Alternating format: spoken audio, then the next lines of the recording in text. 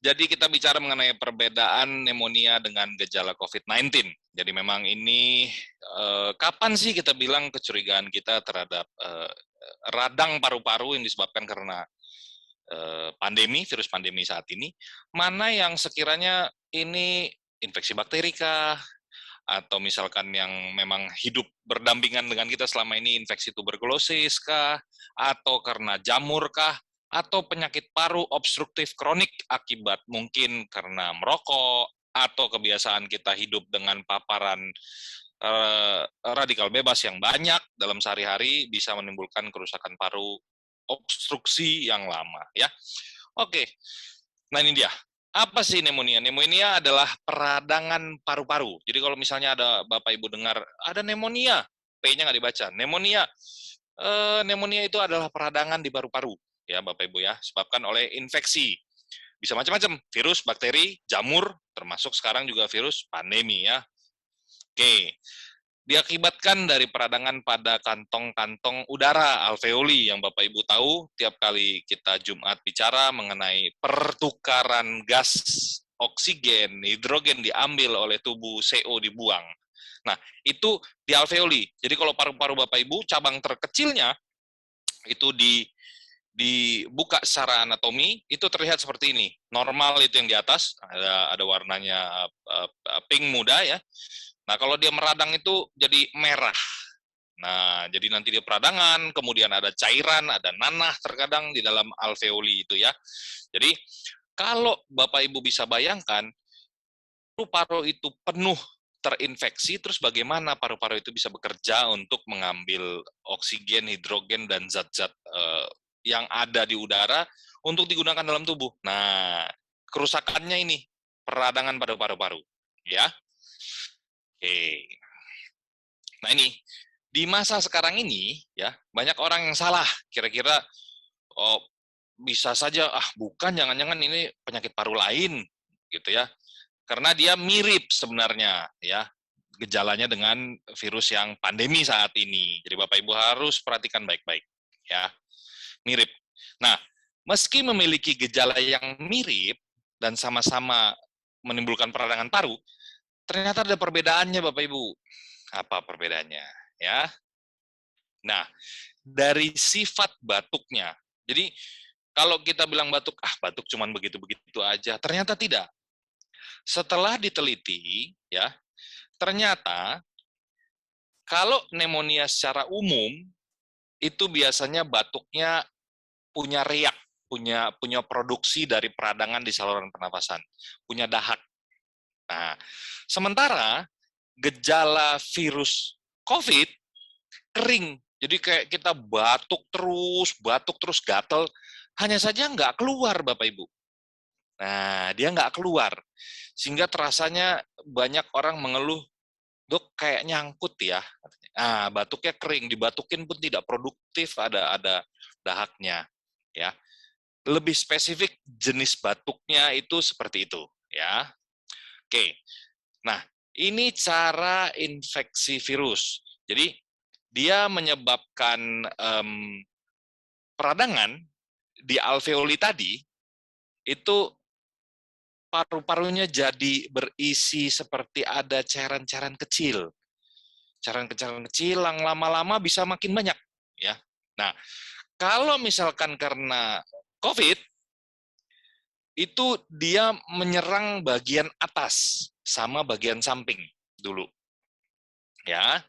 Kemudian jadi sulit bernapas. Jadi seperti Bapak Ibu harusnya bernafasnya lega, tapi ini jadi ada tahanan karena tadi ada pembengkakan dan peradangan karena infeksi.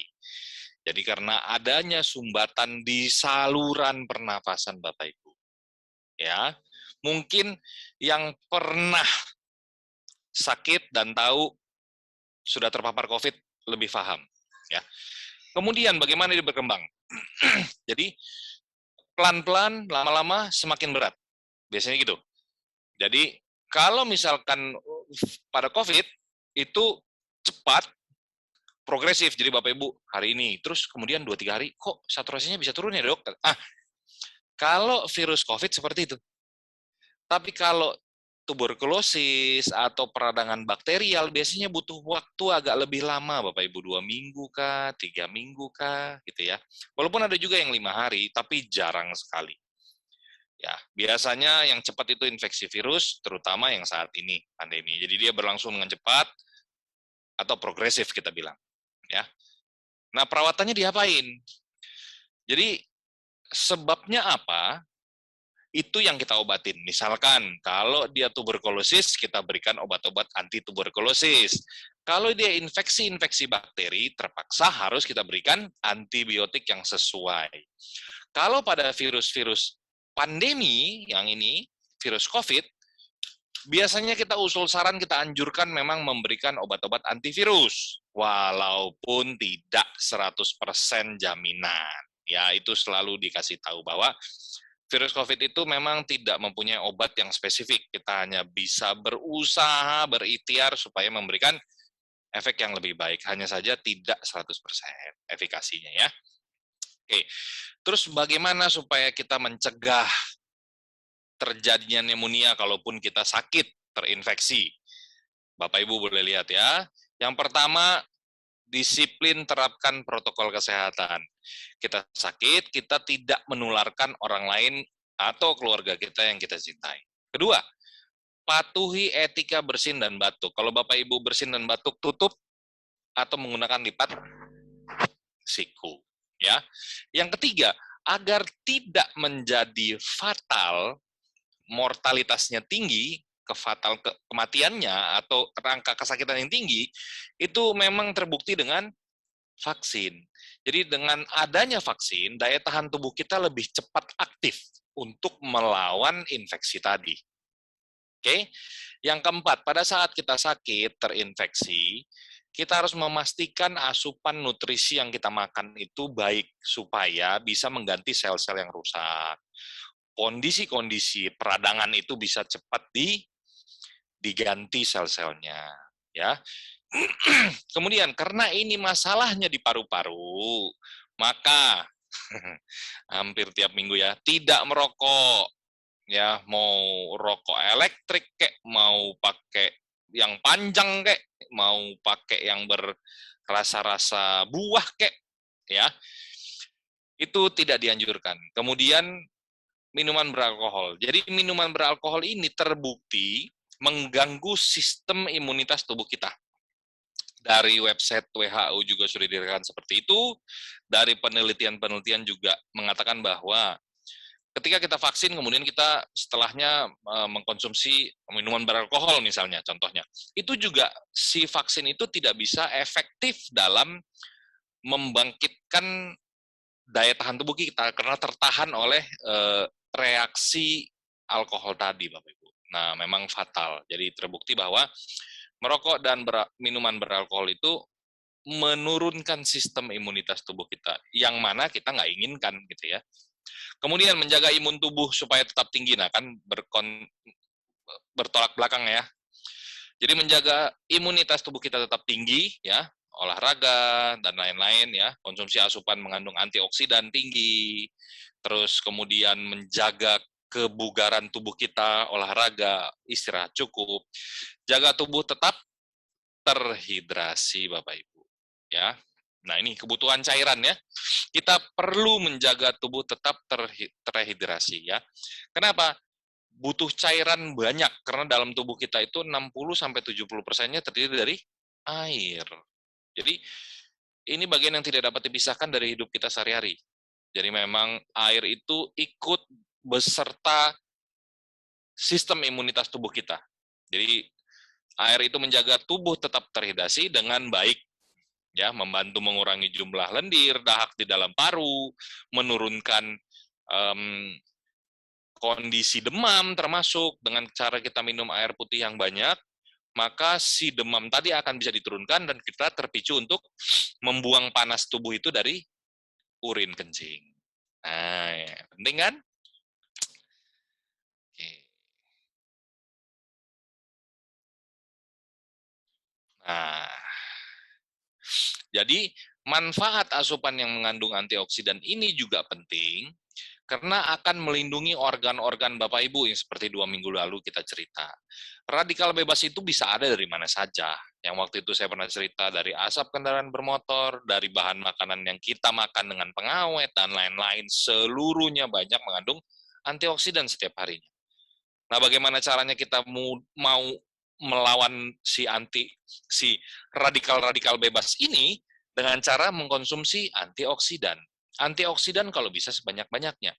Hanya yang menjadi permasalahan adalah ketika kita mengkonsumsi antioksidan dalam bentuk buah, dalam bentuk sayuran, terbatas. Bapak Ibu mau makan sebanyak-banyaknya, mengkonsumsi banyak-banyaknya 1 truk, 2 truk dalam 1 hari, nggak mungkin, gitu ya.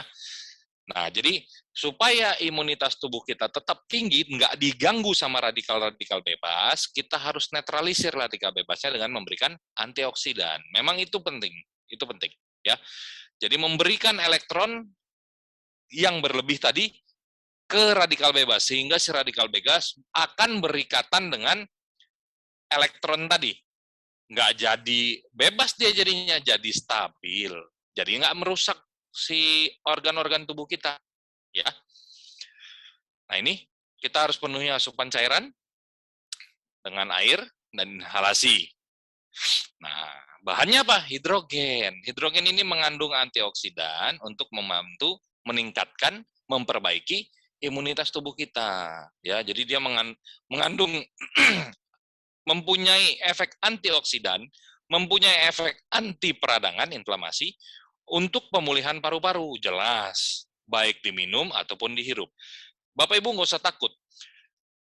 Yang dianjurkan adalah kalau memang bisa diinhalasi, kombinasi dengan diminum, silakan. Gitu. Tapi kalau ada satu dan lain hal, tetap bisa diambil efek baiknya dari hidrogen ini, pilih yang mana yang sesuai. Diminum, sudah lebih dari cukup. Diinhalasi saja, sudah lebih dari cukup juga. Ya, jadi dia efeknya adalah membantu mengurangi kondisi-kondisi sel-sel tubuh yang sedang cedera, termasuk dalam hal ini infeksi di paru-paru, ya, memulihkan sistem pertahanan tubuh juga, ya. Terus manfaatnya bagaimana? Manfaat air dan inhalasi hidrogen untuk membantu meningkatkan imunitas dan membantu pada saat proses pemulihan dari peradangan paru-paru. Nah, ini dia. Inhalasi air hidrogen memiliki efek anti peradangan, antioksidan, diinhalasi, dihirup dari saluran pernafasan. Ya, itu anti apoptosis. Anti apoptosis ini buat mengurangi resiko kematian sel. Ya, stres oksidatif terjadi karena tadi radikal bebas banyak, meringankan gejala infeksi virus, bakteri juga, jamur. Pokoknya kondisi-kondisi peradangan di dalam tubuh bisa diringankan. Ya, nah molekul hidrogen itu mengandung antioksidan yang dapat meningkatkan sel yang sedang rusak. Sel yang sedang keracunan dalam kondisi tanda kutip dia terganggu mekanisme-mekanisme tubuh gara-gara kurang maksimal bekerjanya. Nah, sel-sel juga yang tadinya sudah keriput, terganggu, dan lain-lain, itu terbantukan merehidrasi sel, memperkuat sistem kekebalan tubuh. Kalau selnya baik, terpaksa mau tidak mau dia tidak punya pilihan lain, harus mengerjakan tugasnya. Tugasnya sel-sel itu termasuk melakukan, meningkatkan, memperbaiki, melengkapi sistem kekebalan tubuh kita. Jadi efek perlindungan itu jelas ada. Sehingga bisa melawan berbagai macam infeksi yang datang dari luar. Ya. Nah, inhalasi itu berpotensi sebagai agen pencegahan dan strategi yang efektif untuk pemulihan pneumonitis, peradangan paru-paru atau pneumonia, ya, dan cedera pada paru-paru. Ini penelitiannya di 2011 sudah, ya. Efek antioksidan dan antiinflamasi pada inhalasi hidrogen dapat meningkatkan fungsi paru-paru. Nah, jadi ketika kita terinfeksi, paru-paru kita radang. Nah, memberikan efek antioksidan dan antiinflamasi ini diberikan hidrogen ini, maka fungsi paru-paru itu bisa kembali baik. Hanya saja nanti harus diikuti dengan Bapak Ibu harus olahraga, meningkatkan kapasitas parunya. Wajib, ya.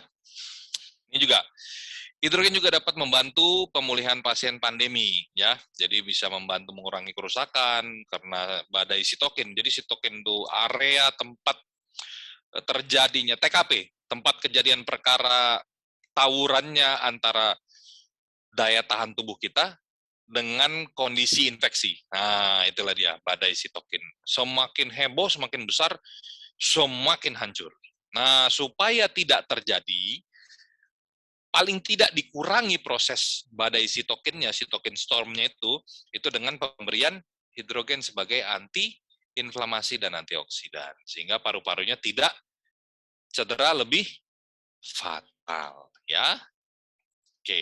Nah, efek antioksidan selektif ya dia, efek anti-apoptosis, kematian sel, dan anti-inflamasi pada terapi hidrogen dapat menjadi terapi tambahan baru yang menjanjikan dan efektif untuk membantu pemulihan virus pada saat pandemi ini.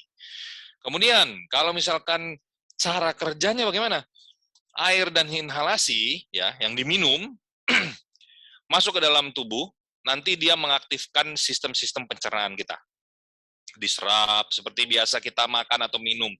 Masuk ke dalam usus, dari usus mulai dari lambung sampai ke usus besar, itu terjadi penyerapan air secara besar-besaran. Ya, diserap. Nanti dari usus itu akan dialirkan ke pembuluh darah kecil sekitaran usus, didistribusi kembali ke dalam pembuluh darah besar, kemudian dipompakan ke seluruh tubuh. Itu caranya. Kalau diinhalasi, dihirup bagaimana? Kalau misalkan dihirup, nah seperti ini. Jadi dia masuk ke rongga paru-paru, nanti sampai ke alveoli yang tadi yang Bapak Ibu lihat gambarnya di awal ya, unit terkecil dari paru-paru terjadi pertukaran gas. Di situ nanti hidrogen akan diserap, dimasukkan ke dalam pembuluh darah langsung. Dari situ langsung dialiri kembali ke pembuluh darah besar ke dalam jantung, dari jantung akan dipompakan ke seluruh tubuh. Dari situlah nanti sel-sel itu mendapatkan asupan hidrogen yang banyak yang bisa digunakan untuk pemulihan ya.